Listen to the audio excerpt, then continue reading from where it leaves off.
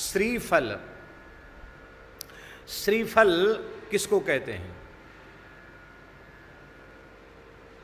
अरे यहां नारियल नहीं है श्रीफल, श्रीफलाय नमः, श्री द्रुमाय नमः। चलो ये मंत्र बता देते हैं। सोमवार को बिल्व पत्र नहीं उतारना चाहिए, पूर्णिमा और अमावास्या को भी बिल्व पत्र नहीं उतारना चाहिए, और सोमवार को बिल्व पत्र नहीं उतारना चाहिए।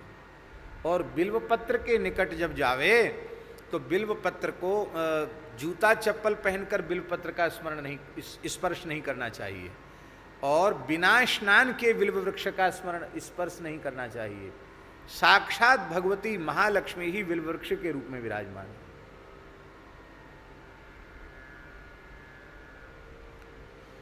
बिल्व वृक्ष के रूप में साक्षात भगवती महालक्ष्मी विराजमान है। इसलिए बिल्व वृक्ष के पूजन का और बिल्व वृक्ष के स्पर्श का मंत्र है श्री फलाय नमः, श्री द्रुमाय नमः। क्या? श्री फलाय नमः, श्री द्रुमाय नमः, ऐसा कह करके प्रणाम करके तब बिल्वपत्र उतारना चाहिए। श्री फलाय नमः, श्री द्रुमाय नमः। ये श्री ही द्रुम के रूप में, वृक्ष के रूप में। चलो कथा सुनाई देते हैं। ये श्रीफल बिल्व के रूप में लक्ष्मी जी कैसे हुई? श्री सूक्त में भी तो आता है ना, श्री सूक्त में भी आता है ना बिल्व का। क्या आता है? देखो उठ नहीं रहा। हिरण्यवर्णाम हरिणीम सुवर्ण ऋतस्रजाम चंद्राम हिरण्यमीं लक्ष्मीं जात वेदो माँ भाव ताम माँ वह जात वेदो लक्ष्मी मनवगामनीम यस्याम हिरण्यम विंदेयम गामस्वम पुरुषाम अस्तुपूर्वाम रथमध्याम अस्तिनाद प्रमोदिनीम श्रियम देवी वहे श्रीर्मा देवी युष्टाम कांसोस हरिण प्राकाराम आर्द्राम ज्वलतीम तृप्ताम तर्पयंतीम पद्मेष्टाम पदवर्णाम ताम यो पय श्रियम चंद्राम प्रभास्याम स ज्वलंतीम श्रीम लोके देवजुषा मुदाम ताम पद्म शरणम हम प्रपदे लक्ष्मीर्मनिषताम ताम प्रणोमि आदित्यवर्णे तपसोदिजातो वनस्पतिस्तव वृक्षोथ विल्वाह। वनस्पतिस्तव वृक्षोथ विल्वाह। वनस्पति जो वृक्ष नाम बिल्व नाम का वृक्ष है वो आपका स्वरूप है, ये वेद में लिखा है। वनस्पतिस्तव वृक्षोत विल्वा तस्य फलानि तपसा नुनंतु मायांतरायाश्च बाह्या अलक्ष्मी ही। उसके जो फल हैं हमारी अलक्ष्मी को नुदंतु, बाहर दरिद्रता का नाश करें। बेल का फल दरिद्रता का नाश करता है। सीताराम, बिल्व का फल उसका गूदा निकाल करके भीतर का, और उसको गाय के घी में डुबा करके हवन करने से लक्ष्मी जी की विशेष कृपा प्राप्त होती है।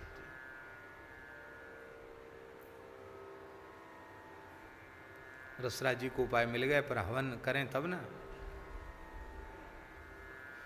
तो ये विशेष, और उतना भी न हो तो लिखा है बिल्व का पत्र, क्योंकि बिल्व फल हमेशा होता नहीं, तो बिल्व पत्र को भी घी में डुबा करके आहुति देने से लक्ष्मी जी की प्रसन्नता प्राप्त होती है।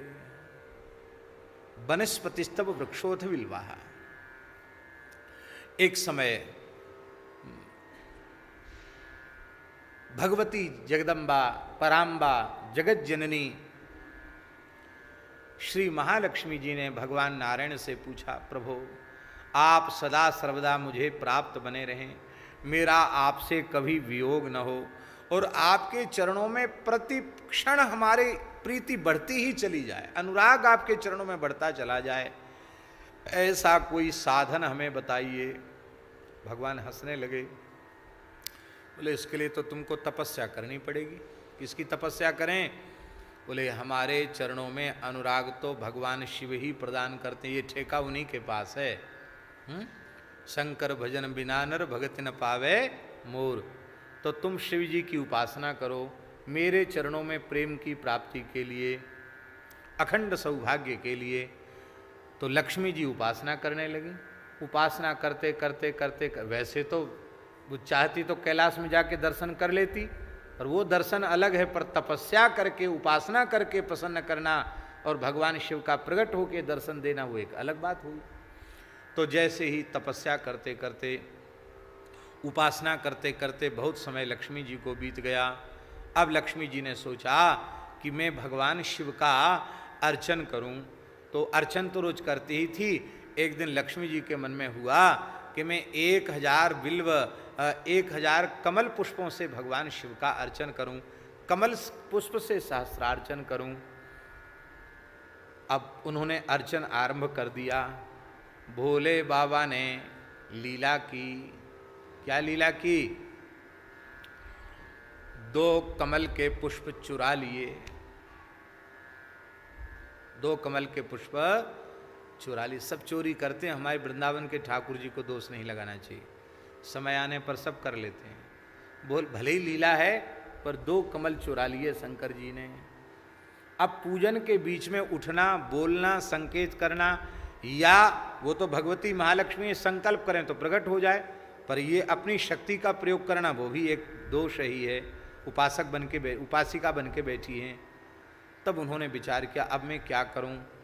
तब उनके मन में आया कि भगवान श्री नारायण हमारे पयोधरों को खिले हुए कमल का जो बंद जो माने अध खिला हुआ जो कमल है, उस वह उपमा हमारे पयोधरों की भगवान नारायण देते हैं, तो क्यों ना यही कमल हैं, ये कमल ही मैं अर्पित कर दूं।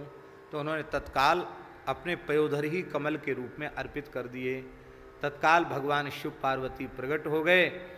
भगवती का स्वरूप तो तत्काल यथावत ही हो गया, पर वो जो अपने पयोधर अर्पित किए थे उसका सिंचन भगवान शिव ने अमृत से किया, और सिंचन करते ही भूमि से बिल्व वृक्ष प्रकट हो गया।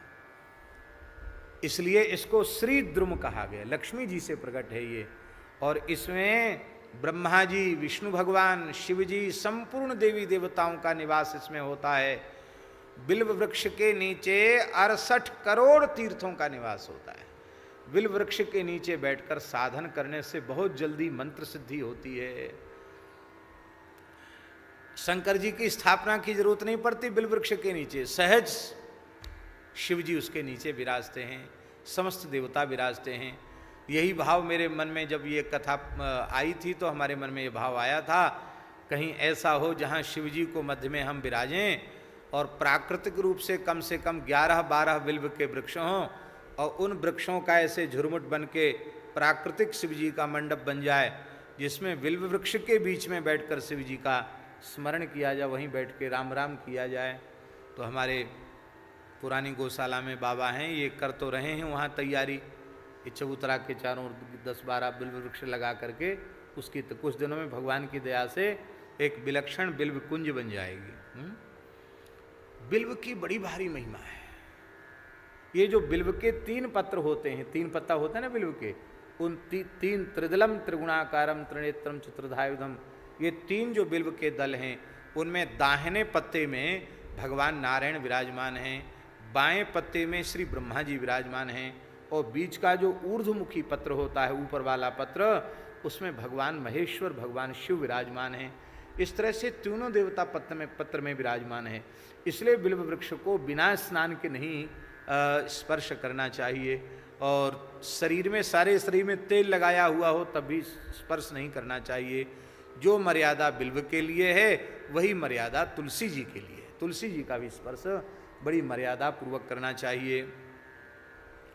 और महाराज जी, बिल्व का जो फल है ना वो इतना पवित्र होता है कि बिल्व आप एक बार आपने बेल खाया, बेल का शरबत पी लिया या बेल खा लिया, तो 27 दिन के भीतर यदि मृत्यु हो जाए तो उसकी अधोगति नहीं होगी, उसको नरक नहीं जाना पड़ेगा, वो उत्तम लोकों में जाएगा।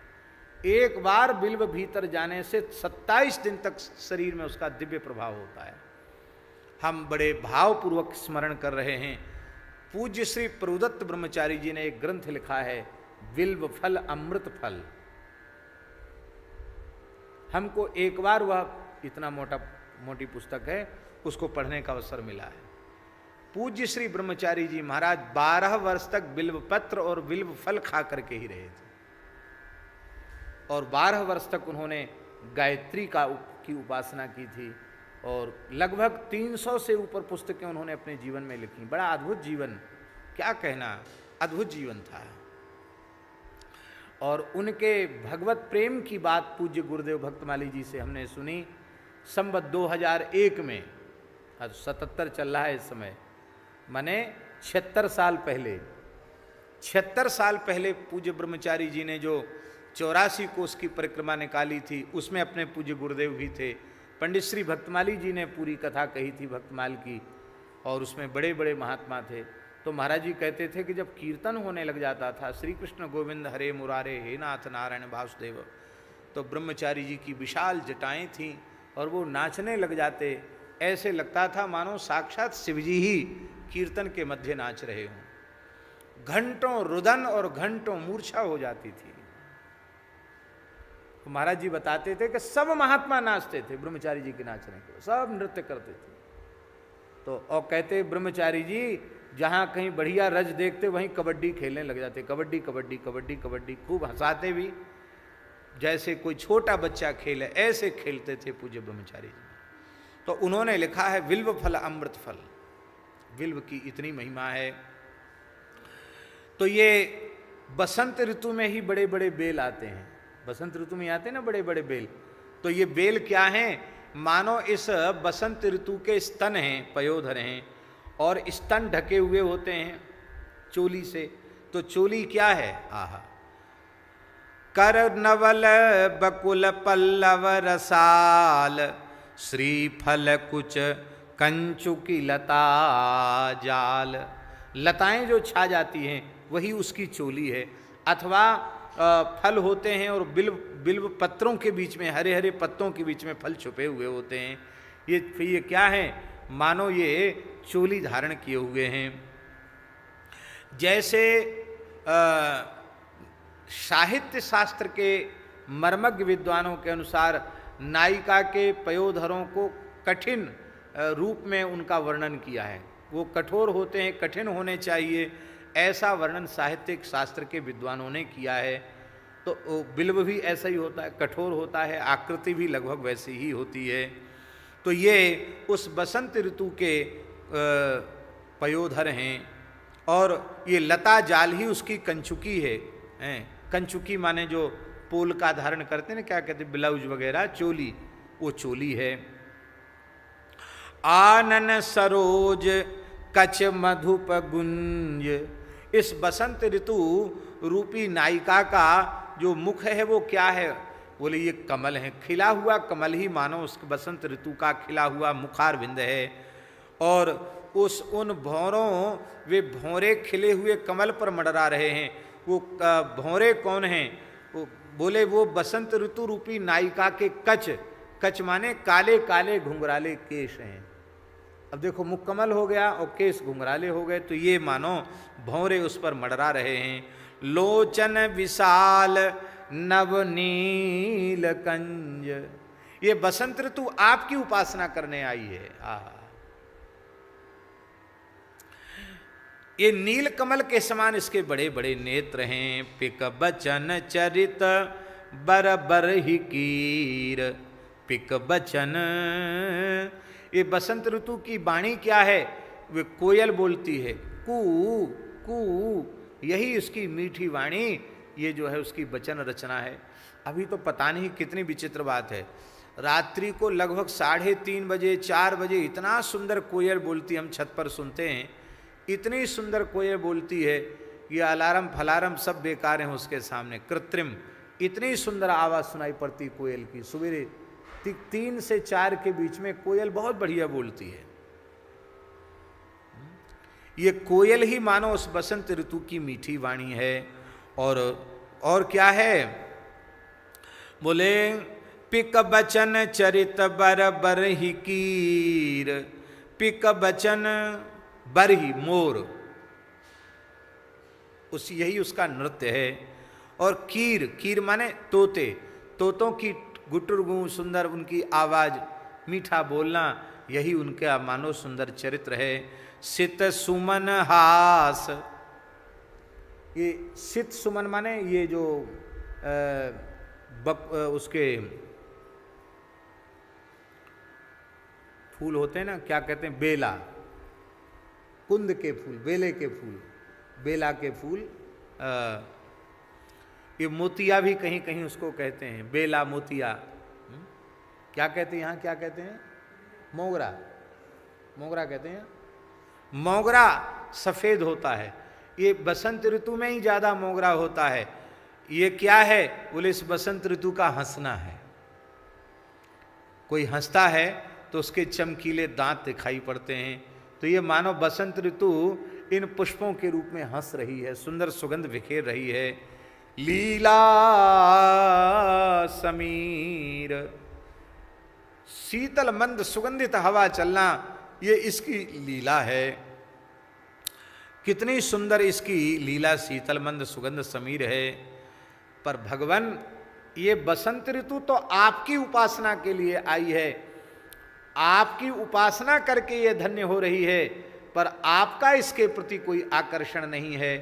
हे भगवान, पर दुर्भाग्य है इस जीव का कि जो सौंदर्य, जो श्रृंगार, जो प्रकृति की शोभा आपको रिझाने के लिए है, आपकी उपासना के लिए है, इस आपकी उपासना की वस्तु को ये भोग की सामग्री के रूप में देखने लग जाता है, उसको लोलुपता भरी दृष्टि से देखने लग जाता है।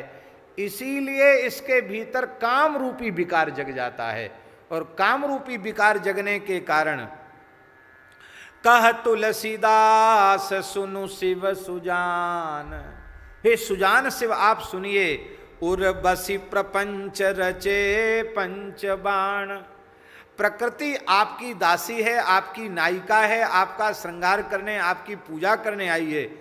इस रूप में हम देखेंगे तो हमारे भीतर न भ्रम होगा, न हम फंद में पड़ेंगे, न हमारा कोई आकर्षण होगा। लेकिन इस रूप में हम नहीं देखते हैं, उसको भोग्या के रूप में देखते हैं, इसीलिए हमारा पतन होता है, हमारी दुर्गति होती है। हे भगवान, इस भ्रम को, इस फंद को हर लीजिए, हमारी दृष्टि को पवित्र कीजिए, हमारे हृदय को निष्काम बना दीजिए। करी कृपा हरिये भ्रम फंद काम, जेहि हृदय बसहि सुख राशि राम। एक भाव तो ये है, और दूसरा भाव जिसका हमने पहले व्याख्यान करके थोड़ा सा ये कहा था कि तुलसीदास जी पार्वती जी का नक्सिक वर्णन नहीं कर रहे हैं। कुछ लोगों ने कहा है कि पार्वती जी का नक्सिक वर्णन है, उसके उस मत में भी ऐसा समझ लेना चाहिए कि अर्धनारीश्वर हैं, एक और भगवान शिव के स्वरूप का वर्णन है, तो दूसरी ओर भगवती पार्वती के स्वरूप का वर्णन है। ऐसा भी जिनकी मान्यता है, उनकी मान्यता को भी प्रणाम है। बोलो शंकर भगवान की। ये 12 पद हुए, हमने गिनती करके बताए थे ना। 12 पदों में शिव जी की वंदना की, मानो 12 ज्योतिर्लिंगों का स्मरण किया है। इसलिए ये 12 पद का स्मरण 12 ज्योतिर्लिंगों का वस्तुतः अर्चन है। विनय पत्रिका बड़ा दिव्य ग्रंथ है, ये बिल्कुल आप इसमें संदेह न माने, पक्का कर लें कि विनय पत्रिका का आश्रय कोई साधक श्रद्धा पूर्वक ले ले, प्रेम से भगवान को विनय पत्रिका सुनावे, तो कलयुग कभी उसे पीड़ित नहीं करेगा। इसी शरीर से, इसी जीवन में वो निर्विघ्न रूप से भगवान की भक्ति करता हुआ भगवान को प्राप्त कर लेगा, इसमें संदेह नहीं। एक महात्मा थे, अभी यहाँ जितने लोग प्रायः बैठे हैं उनमें से किसी ने उनका दर्शन नहीं किया। परम श्रद्धेय पूज्य श्री सुदामा दास जी महाराज के शिष्य थे, उनका नाम था श्री हरिचरण दास जी। क्या नाम था? श्री हरिचरण दास जी उनका नाम था, और पहले पूज्य श्री सुदामा दास जी महाराज की निजी सेवा में वे कुछ समय रहे थे। अपने पूज्य गुरुदेव भक्तमाली जी से भक्तमाल कुछ उन्होंने सुना था। महाराज जी के प्रति पूर्ण सद्गुरु का भाव उनके मन में था। तो पूज्य महाराज जी ने हरिचरण दास जी को यही एक बताया था, 11-12 पद आप रोज ठाकुर जी को सुनाना। और विनय पत्रिका का अनुसंधान करते करते ऐसा उनका जीवन बन गया। वे प्रायः हिमालय में रहते थे, उधर उत्तराखंड में रहते थे, गंगा जल ही पीते थे, और सर्दी के समय यहाँ महाराज जी के पास आ जाते थे। तो महाराज जी के निकट ही उनका आसन रहता था। ऊपर में जहाँ महाराज जी विराजते थे वहीं उनका आसन रहता था। और मैंने देखा कि कम से कम 17-18 घंटे वे भजन करते थे नित्य। और रात्रि को जब सोने का उनके समय होता तो अपने एक सालिग्राम जी रखते थे और एक छोटा चित्रपट राम जी का रखते थे। बस राम जी को सामने बस वहीं तकिया पे विराजमान कर लिया। और फिर जब प्रेम से विनय पत्रिका के पद गाते थे वो एकदम भावुक होकर के, तो क्या कहना, एक अपूर्व सुख मिलता था। और देखते ही लगता था कि हाँ ये भजन करने वाले साधु। ऐसी शांति, ऐसा एक भजन की दिव्यता उनके स्वरूप में दिखाई पड़ती थी। और पूज्य श्री सुदामा दास जी महाराज भी उन पर बहुत प्रसन्न रहते थे, बड़ी कृपा करते थे, अपने प्रसादी वस्त्रों को देते थे। और जल्दी उनका शरीर भी मतलब हिमालय में उधर ही उनका शरीर पूरा हुआ, अच्छे ढंग से बड़े दिव्य गति से वो भगवत धाम प्रयाण उन्होंने किया। विनय पत्रिका बहुत उत्तम ग्रंथ है, बड़ा दिव्य ग्रंथ है। तो ये 12 पद मानो 12 ज्योतिर्लिंगों का अर्चन, इन पद प्रसून के रूप में 12 ज्योतिर्लिंगों का अर्चन श्री गोस्वामी तुलसीदास जी ने किया। अब वे भगवती का स्मरण कर रहे हैं। बोलो भगवती विंध्यवासिनी माता की जय, श्री दुर्गा भवानी की जय।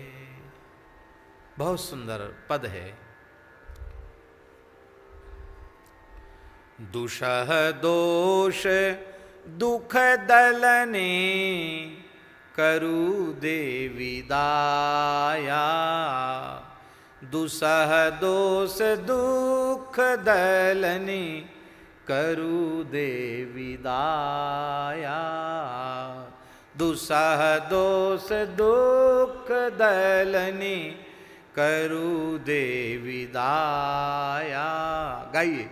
दुसह दोष दुख दलने करु देवी दाया, विश्वमूलासि जन सानुकूलासि कर, विश्वमूला सानुकूलासि कर, शूलधारिणी महामूल माया, कर शूलधारिणी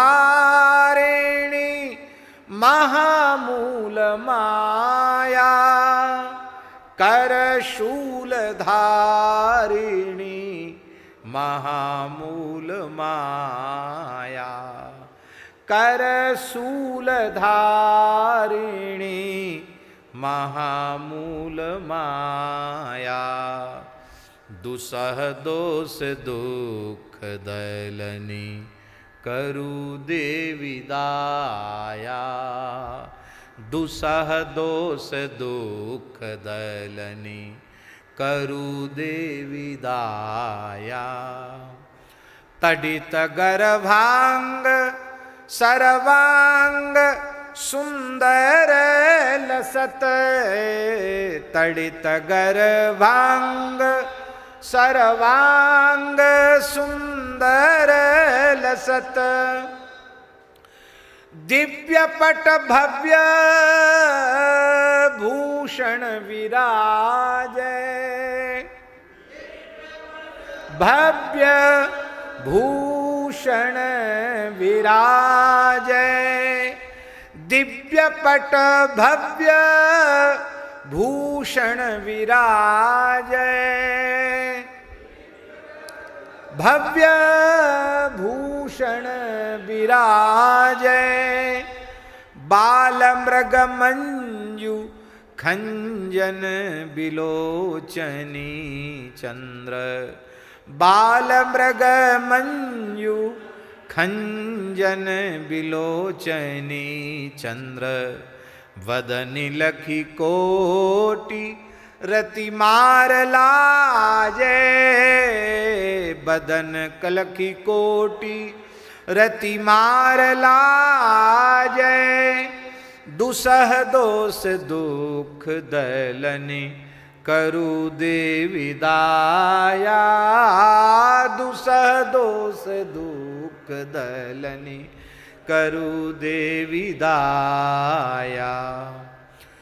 रूप सुख शील सीमासी भीमासी, रूप सुख शील सीमासी भीमासी, रामासी बामासी बर बुद्धि बानी, रामासी बामासी बर बुद्धि बानी। छमुख हे रंब अम्बासी जगदम्बिके, रंब अम्बासी जगदम्बिके, शंभु जायासी जय जय भवानी, जायासी जय जय भवानी, शंभु जायासी जय जय भवानी, शंभु जायासी जय जय भवानी। दुषह दोष दुख दलनि करु देवी दाया, दुषह दोष दुख दलनि करु देवी दाया, दुसह दोष दुख दलनि करु देवी दाया, दुसह दोष दुख दलनि करु देवी दाया। गोस्वामी तुलसीदास जी महाराज राग रागनियों के भी बहुत बड़े विद्वान थे, बहुत ऊंचे गवैया थे तुलसीदास जी, संपूर्ण राग रागनी सिद्ध थे उनको। इसलिए विनय पत्रिका में हर पदों के राग उन्होंने निश्चित किए। जैसे इस देवी स्तुति का राग मारू निश्चित किया है। मारू, ये मारू युद्ध का राग है, युद्ध के समय बजता है मारू, मारू बाजा, मारू राग। तो अब इस राग में कोई गवैया इसको गावे तो लगेगा भगवती बिल्कुल सिंह पर सवार होकर के युद्ध लीला कर रही है, रणलीला कर रही है। किस पद को किस भाव से गाना है वो भी गोस्वामी जी ने निश्चित किया है। क्या कहना, हमें ज्ञान नहीं है राग रागनी के, हमें होता तो हम भी मारू में गाते इसको, हमको ज्ञान ही नहीं, क्या करें, हमें क्या पता ही नहीं। हम तो मनमुखी राग और मनमुखी ताल भगवान ऊपर से जो भेज दें वही लय वही धुन बन जाती है और वही उसी में गा करके अपने आप को तो संतुष्ट कर ही लेते हैं। चंड भुज दंड खंडनी बिहंडनी महिष, चंड भुज दंड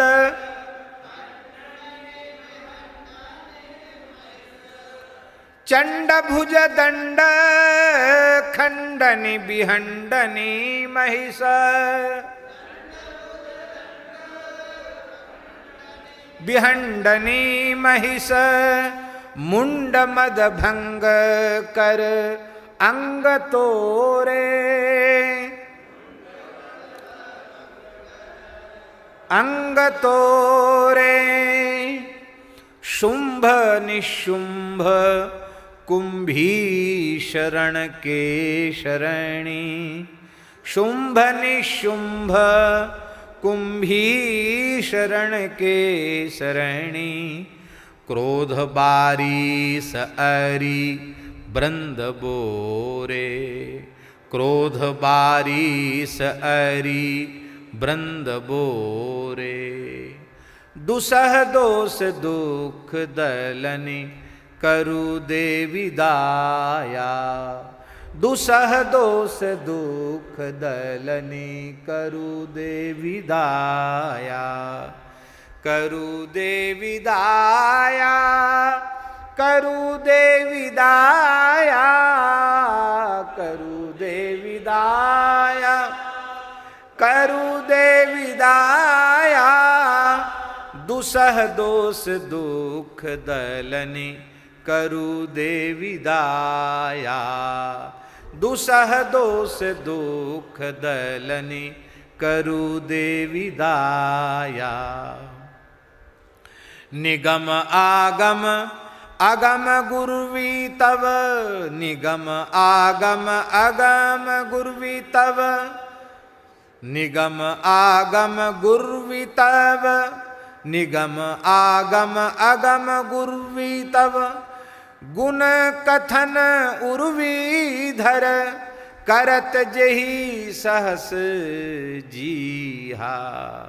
निगम आगम गुरुवी तव, गुण कथन उर्विधर, करत जेहि सहस जीहा।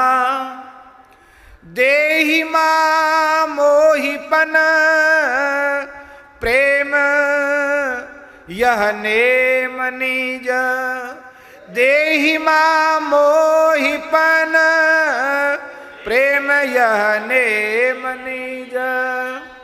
हे माँ, माँ कहकर के संबोधन किया है। इसमें एक बड़ा सुंदर प्रकरण है।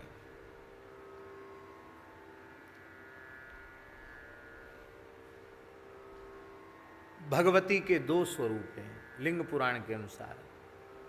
भगवान शिव सनकादिकों को बता रहे हैं, ये मेरे वामांग में विराजमान पराम्बा भगवती जो भवानी हैं, पार्वती हैं, इनके दो स्वरूप हैं, परा अपरा, विद्या अविद्या, ये दोनों इन्हीं के स्वरूप हैं।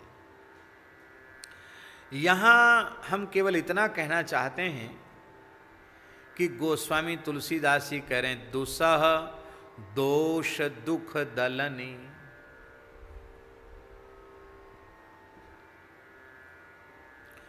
हे भगवती, हे माता, हे अम्ब, दोष दुख ये दोनों दुषा हैं।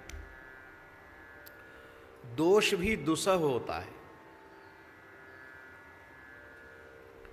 सबसे पहली बात तो ये है कि ये दोष रहते ही तब तक हैं जब तक हम इन्हें स्वीकार नहीं करते हैं।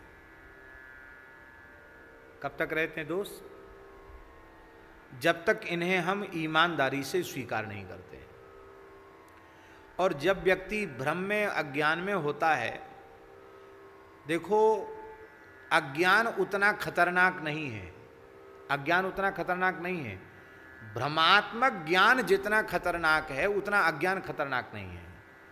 जब व्यक्ति को भ्रम होता है तो अज्ञान को ही ज्ञान समझता है, अपनी मूर्खता को ही अपनी समझदारी समझता है। इसको कहते हैं विपरीत ज्ञान। क्या कहते हैं शास्त्रीय भाषा में? विपरीत ज्ञान। विपरीत ज्ञान जो है वो अज्ञान से भी भयंकर होता है। अज्ञानी तो उसको ज्ञान मिलेगा, वो सुधर जाएगा, लेकिन जिसे विपरीत ज्ञान होता है वो किसी के ज्ञान की कदर ही नहीं करता है। हर बात में तर्क वितर्क उसको होने लग जाएगा। ये विपरीत ज्ञान हे भगवती आपके प्रकोप के कारण होता है। आप कृपा करें तो उस विपरीत ज्ञान की निवृत्ति हो जाएगी और स्वरूप विज्ञान हो जाएगा, स्वरूप का ज्ञान हो जाएगा।